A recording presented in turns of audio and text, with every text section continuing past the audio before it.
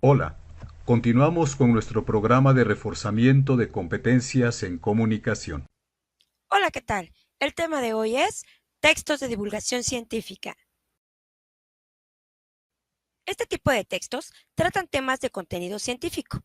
Se caracterizan por incluir una argumentación profunda, ya que se basa en la investigación. Su lenguaje debe ser claro, objetivo y directo. Además, debe ser entendible para todo tipo de público. Para estructurar los textos de divulgación científica, se utiliza el método científico, que es un método de investigación usado para la producción del conocimiento en las ciencias. Los pasos a seguir en el método científico son la observación, la hipótesis, la investigación, la experimentación, la comprobación, teoría y leyes y finalmente la divulgación.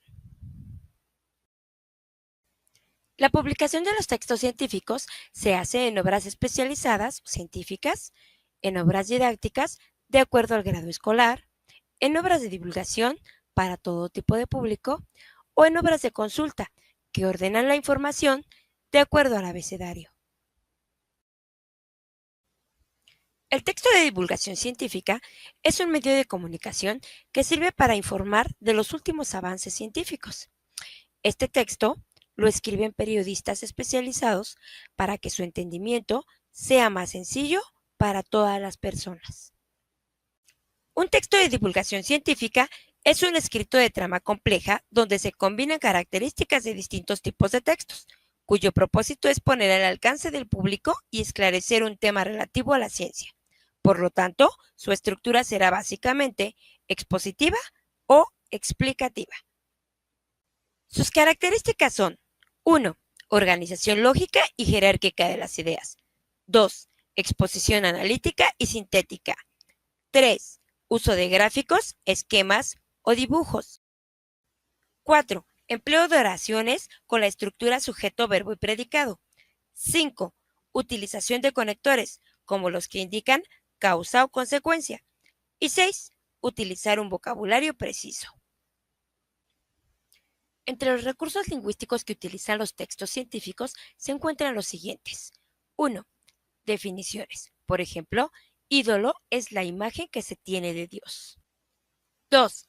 Descripciones. Por ejemplo, es un objeto compuesto por un núcleo cilíndrico de grafito rodeado por un prisma de madera. Un extremo está afilado y el otro es romo. Generalmente se usa para escribir o dibujar. 3. Analogía o contraste. Por ejemplo, el violonchelo y el violín.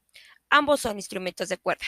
Su forma es similar y se tocan con una varilla o un arco, pero se diferencian por su tamaño y su sonido. El violín es pequeño y su sonido es suave y agudo, mientras que el violonchelo es grande y de tonalidad muy grave.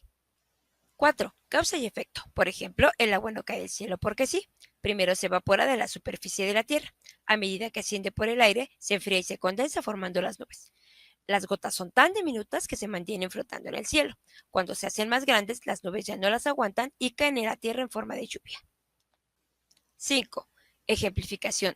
En este texto, primero dan una definición de plasma y posteriormente proporcionan el ejemplo. En los dos últimos renglones dice: un ejemplo de plasma presente en nuestro universo es el Sol. 6. Clasificación. Por ejemplo, materia es todo aquello que tiene masa y ocupa un lugar en el espacio. La materia está formada, como sabemos, por partículas muy pequeñas. Se clasifica en 4 estados: líquido, sólido, gaseoso y plasma. 7. Teorías y principios. Aparecen en los textos científicos explicados de la siguiente manera. La Luna, como todos los demás cuerpos, tiene su propio campo gravitatorio. Una prueba de la existencia de este campo es la atracción que ejerce la Luna sobre los mares, originando las mareas. La estructura de los textos científicos considera 5 elementos. 1. El título, que orienta sobre el tema científico del cual se va a informar al público y debe despertar la curiosidad del lector. 2. La entrada o lead, que tiene la función de precisar sobre el tema del que va a tratar el artículo y debe captar la atención del lector. En la introducción se explican los antecedentes de la investigación, ubicando tiempo y espacio. En el desarrollo se explica en qué consiste la investigación y cuáles son los resultados. Finalmente, en las conclusiones se expone las consecuencias de la investigación y las posibles soluciones a la problemática. Para comprender un texto científico, debe considerarse lo siguiente. Primero, tener claro cuál es el tema del escrito. Generalmente se anuncia en el título y activa esquemas mentales que permiten hallar la información principal. Para tal fin, se deben considerar las siguientes cuestiones. ¿Qué nos dice el título? ¿De qué nos está hablando? ¿Cuál es el tema que se aborda? ¿Cuál pregunta se hicieron los articulistas para redactar el texto? Segundo, identificar los recursos lingüísticos a través de las siguientes preguntas. ¿Dónde hay una definición? ¿Qué está describiendo? ¿Cuáles elementos compara o contrasta? ¿Cuáles son las causas y las consecuencias? ¿Para qué ejemplificar?